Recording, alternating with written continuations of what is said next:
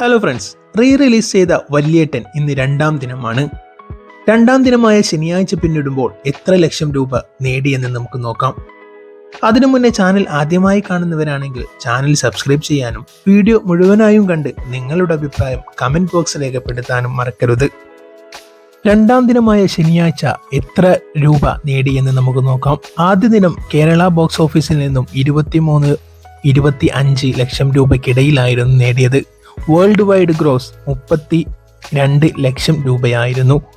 എന്നാൽ രണ്ടാം ദിനത്തെ അപേക്ഷിച്ച് ആദ്യ ദിനം മികച്ച കളക്ഷൻ തന്നെയാണ് ചിത്രം നേടിയത്. രണ്ടാം ദിനത്തിലേക്ക് വരുമ്പോൾ കളക്ഷനിൽ ഇടിവ് വന്നിട്ടുണ്ട്. സോഷ്യൽ മീഡിയയിലും മറ്റും മികച്ച പ്രതികരണം വല്യേട്ടൻ ലഭിക്കുമ്പോൾ അത് തിയേറ്ററുകളിൽ കളക്ഷനായി വരുന്നില്ല എന്ന ഒരു പോരായ്മ നമുക്ക് കാണാൻ കഴിയുന്നുണ്ട്. മമ്മൂട്ടി ആരാധകർ സോഷ്യൽ മീഡിയയിലും യൂട്യൂബിലും ചാനലിലൊക്കെ വല്യേട്ടനെ വലിയ രീതിയിൽ പ്രൊമോഷൻ ചെയ്യുന്നുണ്ടെങ്കിലും തിയേറ്ററുകളിൽ ആളെത്തുന്നില്ല എന്നാണ് നമുക്ക് കളക്ഷൻ വെച്ച് നോക്കുമ്പോൾ മനസ്സിലാകുന്നത്. രണ്ടാം ദിനം വെറും 9 ലക്ഷം രൂപയാണ് വല്യേട്ടൻ എന്ന മൂവി കേരളത്തിൽ നിന്ന് മാത്രം കളക്ഷൻ ചെയ്തത്. അങ്ങനെയെങ്കിൽ ഇതുവരെ 40 ലക്ഷത്തിന് താഴെയാണ് വേൾഡ് വൈഡ് കളക്ഷൻ വന്നത്. മികച്ച അഭിപ്രായം നേടിയിട്ടും ഇത്രയേ കളക്ഷൻ നേടിയിട്ടുള്ളൂ. ഇപ്പോഴും മോഹൻലാൽ മൂവികൾ തന്നെയാണ് റിലീസ് ചെയ്തതിൽ ഏറ്റവും മുന്നിൽ നിൽക്കുന്നത്.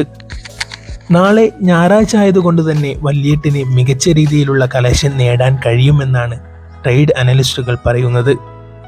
അവധി ദിനമായതിനാൽ കൂടി മികച്ച മൗത്ത് പബ്ലിസിറ്റി ചിത്രത്തിന് ലഭിച്ചതുകൊണ്ട് തന്നെ തിയേറ്ററുകളിൽ ആളുകൂടാൻ സാധ്യതയുണ്ട്. നമുക്ക് നോക്കാം നാളെ എത്ര ലക്ഷം രൂപ വരെ പോകും.